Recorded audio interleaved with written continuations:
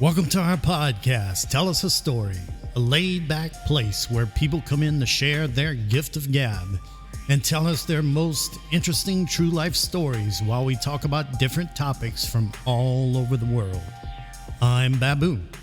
I'm Frenchie. And on today's episode, we have here in the studio, Mr. Kent Breaux.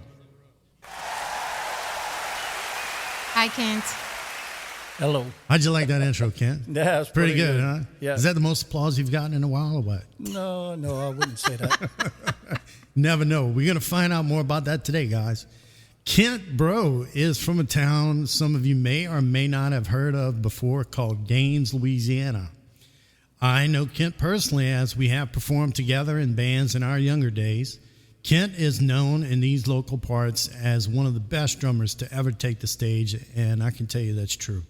And is just one hell of a good guy. So thanks again, Kent, for coming in today. Looking forward to having a good time with you. Thank you all for having me. Yep. Frenchie, anything you'd like to add to that? Yes, well, welcome to the show, and I can't wait to hear more about you. And I heard, maybe that's a legend, that you play without a shirt when you play the drums. Is that true? And why? And do you come without the shirt, or you strip it off eventually? I usually strip it off. There's a method to the madness. Yes. Yeah, Yes. It's So it's the just truth. something I've always done. Once I start really getting into the show, I just feel like, first off, I start sweating a lot. And I just feel like I got to come out myself, and I just rip my shirt off. It's like Superman versus Kent. You can't argue. Get it? Yeah, but that's in the younger days now, yo. Yeah. Like yesterday, you mean? Hey, if No, it works, you can't argue with that. I know. That wouldn't be being 60 years old now. It'd be a little more keep your shirt on. But we'll see. Yeah, we'll see. We'll see. We might We'll have never a few. know. Stay tuned. Yeah, Stay tuned. this is an audio podcast. Too The bad audience it's not won't a get to video. see it. We'll let you know. All right, so how about we get right into it with our first question? As I said earlier, you do hail from Gheens, Louisiana. Can you tell us a little bit about that community? Gheens is a very small community, a very tight-knit community, and it's actually located in between Lockport and Raceland. Towards it's more or less in the swamp area, as you'd say. And Is it They- part of they Cajun actually- country or no? What's Would that? you say it's Cajun country? Definitely. very much Cajun country. Okay. A lot of alligators and ducks and deer and stuff like that hunted in that area. There is actually the Golden Ranch Plantation, Okay. and it was owned by someone from Kentucky, Oh, Really? and it still exists to this day, and it's beautiful. is it a It's working absolutely- plantation in the sense they produce they have something? an alligator processing shed. Oh. So they trap alligators and clean alligators and stuff. They also have a lot of deer stands, and like they have customers and stuff that go. I was going to ask, can you go visit? Well, it's kind of private, really. Oh, I got you. It's you have to have permission. Okay, okay. Right. They have a guard shack Okay. that actually Oh, gotcha. holds people out. That shoots you if you trespass. Do not cross lines. Yeah. Got Now, it. this same area, my parents and their parents before them actually all hunt this area and trap this area and stuff freely Okay. before it actually became, somebody's private property, and they started posting, and keeping people off and stuff. Oh, okay. So you've been there all of your life, right? You're originally from that area. Right. What was it like growing up there? It's actually really good because we had a lot of trees, and unlike the generations of today playing, electronics and games and yeah. stuff like that, we actually played in the woods. And we got up and ate breakfast, and then we take off outside, and we wouldn't come home until right before dark. Till the sun came down. When the sun was Yeah. coming down, we knew we had to be in. Right. That's We were just talking about that the other day, how our summers were so different. We would Absolutely. just be out all the time, come home for dinner, be out again, and then, like you said, come back for before dark. Absolutely. Yeah. To this day, I try to tell my kids and grandkids how important it is to spend connect. some time outside. Oh, Yeah, definitely. absolutely. Enjoy nature. Yeah. It's so true. Things Yeah. have changed so much because I can remember when I was young, I didn't have those same surroundings per se that you did, but it was the same for us in our neighborhood that we lived in. And we had, if you think back to the Little Rascals and they had their crew would ride their bikes outside and, they'd do all their things outside and we'd get together. Just a true play connection, ball, like you yeah. said, to nature and to each other. Yeah, Just- it was some of the best times in my life growing up. So it's definitely not like that anymore. Yeah. So speaking of Gheens, I heard of the tradition, the Mardi Gras tradition of courir, chasing people. Can you tell us about that? Yeah, the Mardi Gras chase, actually, I went to speak with my dad last evening, and he was explaining to me that they used to bring the barges with the Mardi Gras floats on them to Thibodeau by barges. But they used to float the barges through the Gheens Canal into Bayou Lafourche and up the bayou to Thibodeau. Okay. Well, one time they had some ladies on the bank that was, I don't know if they were actually teasing the Mardi Gras or making suggestions or something, Right. but one of the boats docked and the Mardi Gras jumped off and found switches and started whipping them. Oh, And wow. this is actually how the tradition got started. That's crazy. And That's this is why you don't tease people on barge. So this tradition, I'm sure you were a part of it as a young boy in Gheens. Absolutely. And at the time that you were a young boy, were they still using switches? Because I'm sure nowadays they don't allow you to. How's that changed? No, actually, it's still the same thing. Oh, And really? While a lot of them young kids go pick switches, we have some of the older guys that has a lot of experience. We actually go when they're getting dressed, and we check out the switches and make sure that they're not trying to hit them with a tree branch. Right.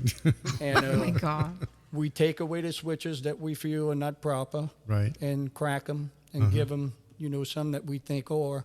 Yeah. And it's pretty cool because we always meet at the church in Gheens.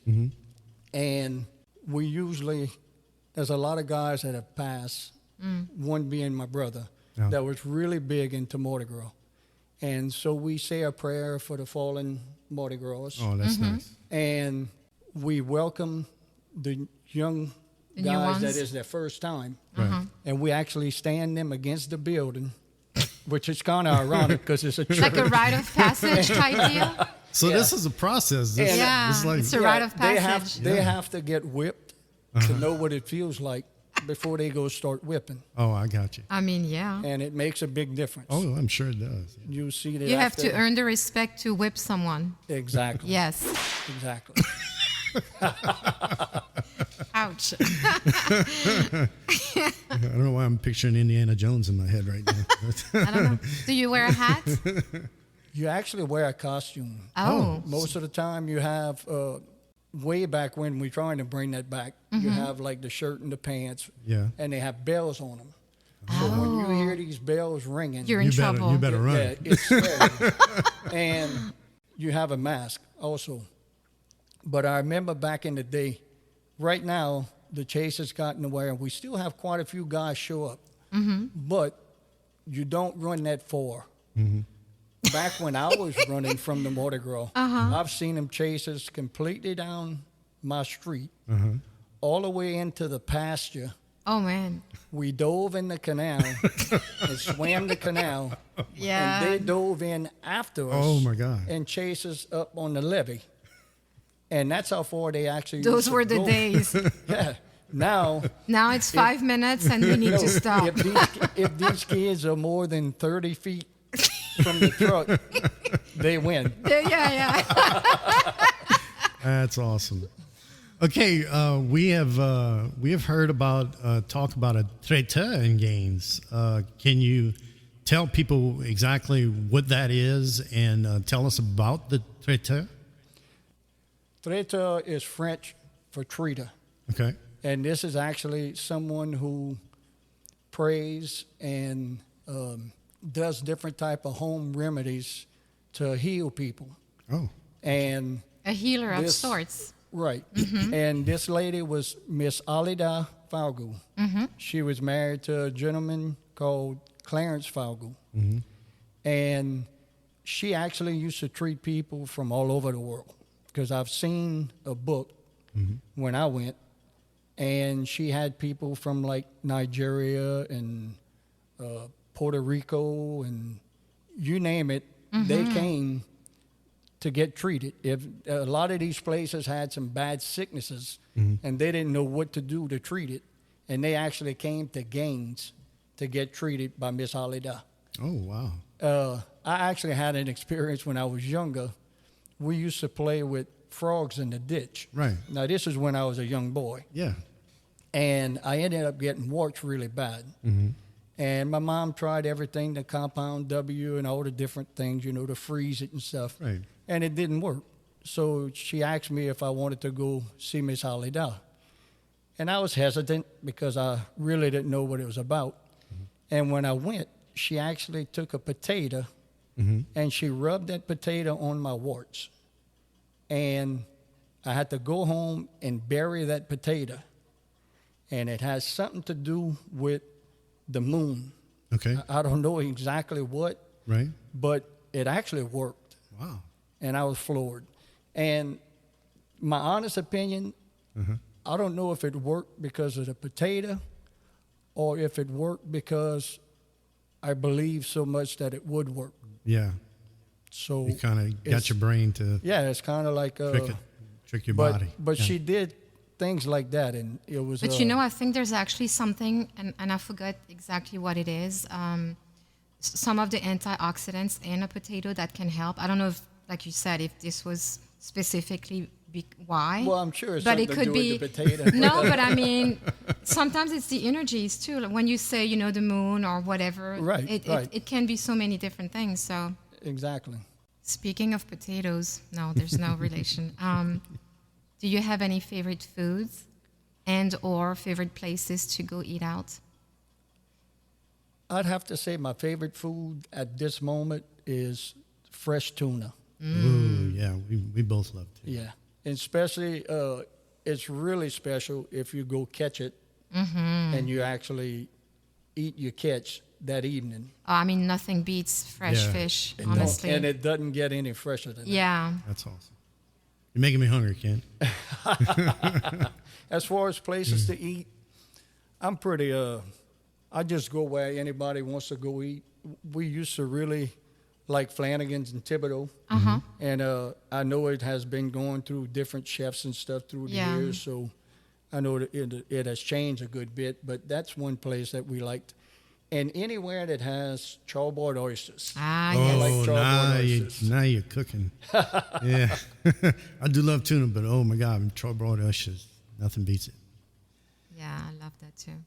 Okay, next question I'd like to ask you, or have you talk about, I should say, is if you could talk about your love for music. I did mention that you are known as one of the best drummers on the Bayou. Can you tell us about your love for music and maybe where it all started? I think my love for music started when I was a child because I had my two oldest brothers, Daley and Roddy, play music. And they were really big when the Beatles and Eric Clapton and stuff like that. And they had a couple of groups themselves, and I used to actually go with them and watch them practice. And then when I was older, I used to go with them to their jobs. And I guess after aggravating the drummer enough times, he actually let me get up and play a few songs. And I was on cloud nine. And I knew from that point on that that's something that I wanted to do. I know that feeling all too well. Yeah, so I feel what you're saying. Can you maybe talk a little bit about those years as a musician, maybe different groups you've been involved with, and some things that maybe stand out to you through that time over those years? Well, the first group I was ever with was a band called Medusa. And what happened was the drummer was absent for a rehearsal. And you're going to hear this story again on the same scenario, but a different time. Okay. And someone called me and asked me if I knew some of the material. And I told them that I did. So they asked me to go over, and I rehearsed, and I actually got the job. Mm-hmm. And it didn't last very long. And but then the same story, different band, same thing happened. Mm-hmm. The drummer couldn't make it. They had a dress rehearsal. They had a big show. And one of my friends, Dave Forey, was playing bass. I know Dave personally. And when the drummer didn't show up, he told the guys in a group called Halifax that he had a really good friend of his, Kent Breaux, that knew all the material and that could probably do that job. And the rehearsal was like on a Thursday. Mm-hmm. So they called me and I went. And they asked me to do, I think it was a Styx song and a Kansas song and one or two Zeppelin. Mm-hmm. And they offered me the job. On the spot. And I actually did that job that Saturday of that weekend. Oh, my. And I stayed with Halifax probably for around 4 years, 4.5 years. Yeah, that's a good run. And then we actually formed another band called Voyager. Mm-hmm. And which actually your brother, right, Teddy, was in it. Mm-hmm. And we had some well-known musicians from the area. Right. And Voyager went, we actually played like a tri-state area. We played 2 or 3 different states that, playing some shows and stuff. Mm-hmm. And then I played a while with a band called Risky Business, which had the infamous Billy King and Jerome Stafford. Billy the King, as I refer to him. Or should I say infamous? Infamous, yeah. Definitely. No, I love these guys, man. Yeah. So that actually helped me a lot because that's the first time I played with a horn section. Mm-hmm. And that was really tasteful. I really enjoyed those days. Yeah. And then after that, I went on to do a band called Masquerade, which you know of. Yeah. I know a little bit about them. I think you might have had a little bit something to do with it. And Masquerade was really popular in this area. And when did you guys stop playing? He may be able to answer that better than me. I'm not good with that. Do you remember that? Sometime in the 90s, maybe. When? Yeah, sometime in the 90s. We just, it had gotten to a point to where we were playing the same clubs. Did you guys ever play at the Congo Lounge? Oh, no, this was way before that. Oh, okay. Time. No. Okay. We were more like, Masquerade was more like a concert band. Right. And at that time, they had nightclubs that could hold 600 to 1,000 people. Mm-hmm. Oh, wow. And it was like a big production, light show and sound system and stuff. So, and I hear that there might be somewhat of a little Masquerade thing coming back. I don't know. Do you now? We're not going to give away all the secrets today. I might have to start working out so I can take my shirt off. Yes, here we go again. Yeah. What if there's a group gym discount we can all get? I could maybe just buy a few new cymbals to hide my. Either that, or don't they have like a bodysuit that looks like you worked out with the 6-pack and all? No, it's not that bad. I don't need that yet. Not yet. What are some of the jobs that you've held through the years? My first job was actually at a TG&Y. TG&Y? Oh, yeah, I do. You may not remember. You're a little younger than me. Well, not just that, but I didn't grow up here, so I need some That's explanation. True. It's something like a Walmart. Okay. It was on a smaller scale, but it's basically the same thing. Oh, that's going to take us back to like S&H green stamp era, right? Yeah. You had the book. You wanted the croquet set really bad. Right. That was me. Yeah, I had the book, sir. Why am I not surprised?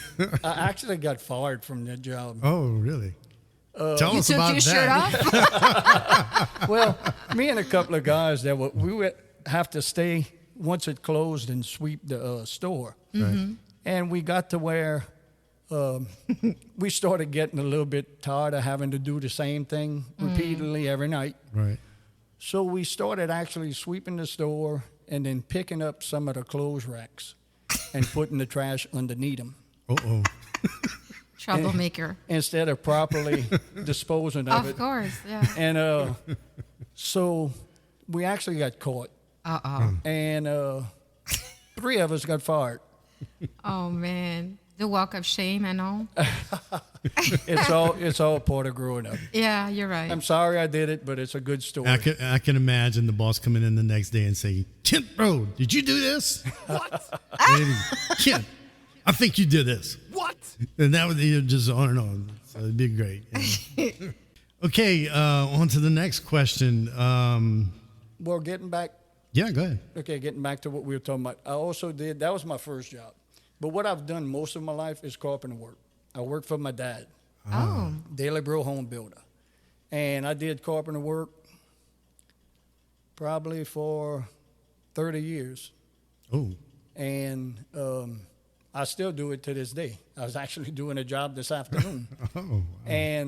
But it's more by choice right now. right. Helping out friends and family and stuff like that. But that's basically what I did most of my life, carpenter work. That is amazing. One of my uncle was a carpenter, very meticulous, very beautiful job. Yeah. Well, we did some really big homes and really extravagant homes.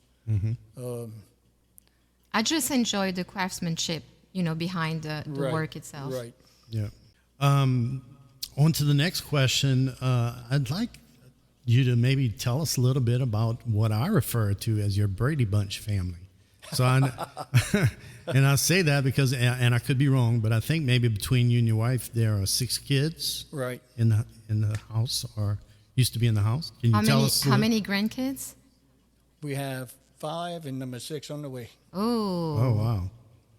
And a little bit about that story. I guess I could say I had 3 kids with my first wife, and my wife Jackie had 3 kids with her first husband.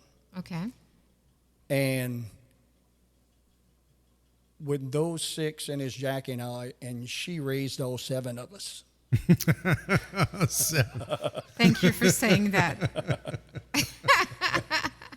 And that's Yes, kind indeed. of like what it's been Yeah. in the house. It's very interesting. Some of them are into sports. Some of them, I have my middle son that's into music. He played drums himself. Oh, good. I have my, like I said, Jackie's 3 girls were all some great athletes. One of them even went on to be a collegiate athlete. Oh. And she played volleyball.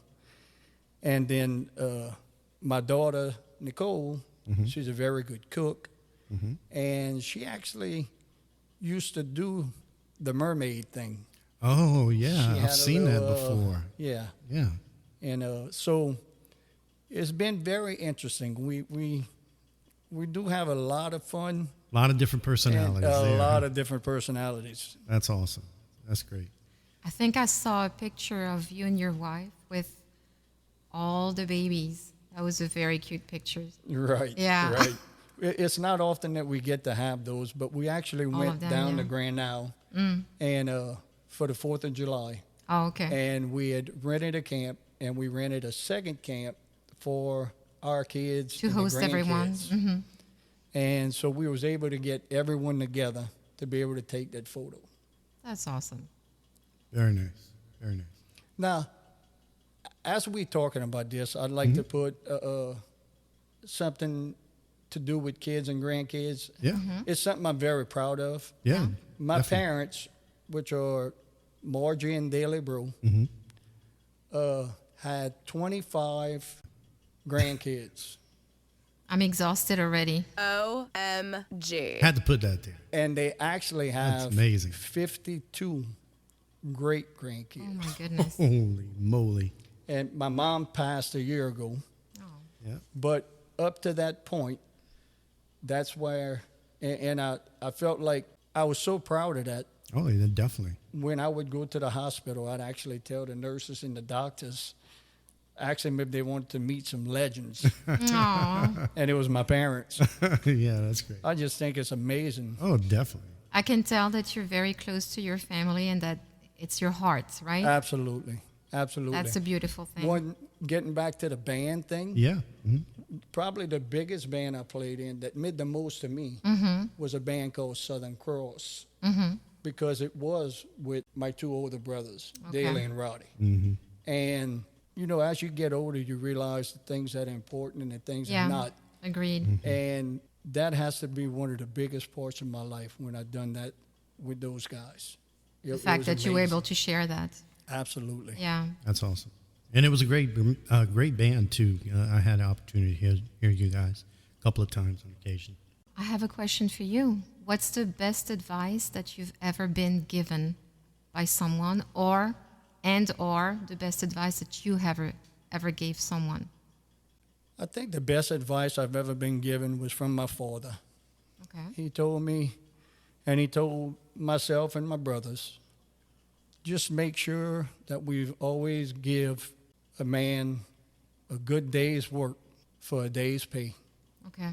And I think he's instilled that in all of us because we all are hardworking men. Yeah. The best advice I've ever given anybody, I think, is I tell my sons constantly, and younger kids that kind of look at me as a father figure. I tell them that a man's word is everything. Yeah. You give a man your word, you live up to that You word. live up to that. Yeah. Because at this day and age, a handshake means nothing. Yeah, that's true. And that's why I tell them that you just live according to your word. If you say something, be true to it. Yeah. Right. And that's probably the best advice I could give anyone. I think that's pretty amazing. That's And my good mom's advice. advice is believe. Yeah. Have Watch faith. your manners too. Yeah. Have faith and believe. That's Yeah. awesome. All right, great. Well, what would you want people to know and remember most about you? That I was a somewhat meticulous guy when it came to music. I've always taken pride in any group I was with, whether it be a horn band or a rock band or any kind of band. I've always taken pride of any project I've ever been part of. And I'd like to be remembered as a musician that was, well known in the area, but also a kind man. I've tried to help people when I've had the opportunity, and I've been very fortunate in my life with the way I've been able to live and the things I've been able to do and the places I've been able to see. And I'd want people to remember that if ever I did anything to offend anyone, I guess this would be like a broadcast apology, because in my lifetime I've never meant to hurt anyone purposely, and I've always tried to do the right thing. Yeah. I mean that's You can't that's ask for what I more want to. That's what I want to be remembered by. That's awesome. Try to be a good, caring, loving man. That's I awesome. think you showed us so far that you are exactly that. Yeah. I don't know about all that. Yeah. Okay, now on to the everything we've been waiting for. So, main event, here we go. Tell us the story. Oh boy. Put your seatbelt on and go. Yeah. Okay. Well, one story that I find interesting. My wife and I brought my children for junior senior weekend on Grand Isle, and they were at a party, and my son and some of his friends has gotten together and bought them some beverages, let's call it. Yes. Gotcha. And, they were of age. And, Of course. that's my story, and I'm sticking to it. And so they had some older gentlemen show up, and you can tell they didn't belong at this party. And they started going around and messing with the young ladies and being a little disrespectful and stuff like that. So, you know me, 6 foot and bulletproof. No shirt on. No, that comes later. So I went talk to the guys and I made them leave. And they wasn't too happy about that. And I finally got them in their vehicles and they left. Well, in the process, my son came find me maybe 10 minutes later. They realized that the ice chest has been stolen. Oh, God. And right away, I knew it was these older gentlemen. That's pretty pitiful. I knew where they were staying. Look at you, Mr. Detective. And like a fool, I told no one. Oh, my God. I told no one, and I took off by myself, and I went to confront these guys. Right. Well, when I got there, it was almost like a Sons of Anarchy type thing. A dangerous place to be. Right. And I walked in, and the guys were guys and girls doing their thing, and they started staring at me like it was not my place to be. Well, I went grabbed the biggest guy there that I knew was the head chief, and I grabbed him by the hair, and I told him that we had to talk. So I feel like we're in a Western right now. Hold on, let me. Well, okay. just like you see in the movies, Yeah. when I grabbed him, Everybody. 9 or 10 guys moved towards me. Right. Oh, That was his bodyguards. Oh, And he told them, back off, I got this. Well, I explained to him what happened. And the reason I knew they took it is because when I drove up, I wasn't really mad. I was just like, I was angry, but it wasn't bad. But when I drove up and I saw my son's ice chest flipped over in the yard, then I knew that that's exactly what happened. Yeah. Well, I went into mania. And like I said, when I went in there and I grabbed the guy and I told him what happened, well, I went by the ice chest outside and I called down the guy that did it. And I mean, I was really in mania, and I was, losing it. And I tried to call this guy out, and he stayed hidden behind these other guys.